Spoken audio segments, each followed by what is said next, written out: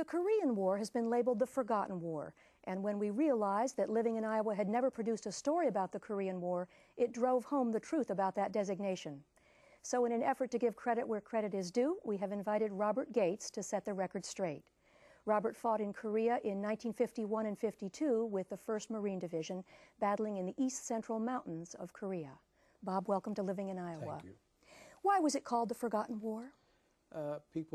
There was no fanfare after the war, and it was a peace was established in 1953 at the 38th parallel, which was a dividing point of Korea before the war started. And when we came home, there was no fanfare, and it was just forgotten. Well, since it was called the Forgotten War, what would you like people to remember about it?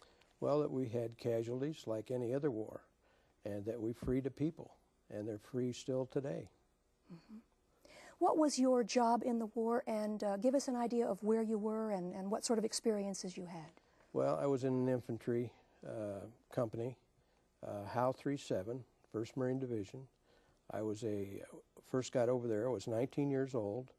I was a Browning automatic rifleman. Mm-hmm. From there, we fought in the central mountains and hills of Korea, and our rotation was a year. I spent a year there, and essentially was in the infantry the whole time. What were some of the big events of the war that you experienced?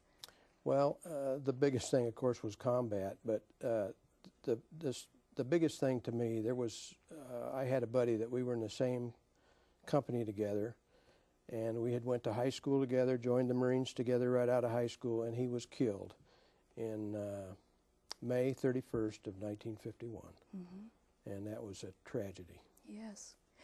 You were 18 when you enlisted, and 19 you said when you went to... I was 19 when I went to Korea. Yeah. What is a person that age thinking when all of a sudden they're faced with the reality of going to war? Well, of course, when we enlisted, we took an oath to defend the country and the Constitution, and we went willingly. Mm-hmm. We were volunteers, but it was we were scared.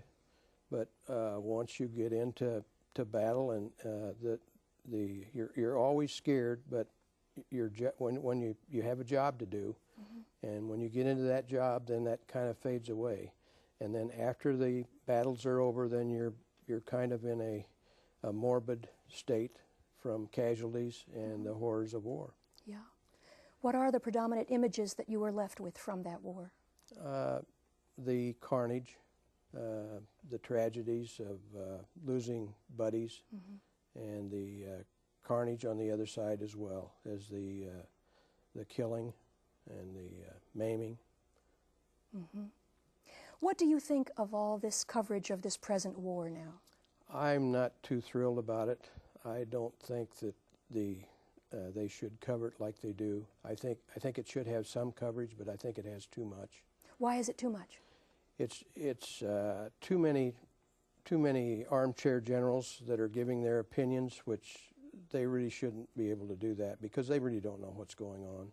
Mm-hmm. If you've never been in combat, it's a brotherhood, and it's nothing ever goes as expected. Mm-hmm. Do things come back to you as you're watching this coverage? Always. What kinds of things? Just certain things of battle, and mainly of losing friends, mm-hmm. and the people that you're trying to free, the carnage among them also, because there's always civilian tragedies, casualties, and it's not a pretty sight. And just to end up here, what are you feeling about the friction that now exists with North Korea?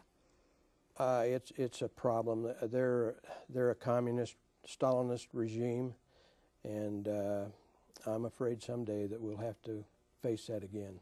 Okay.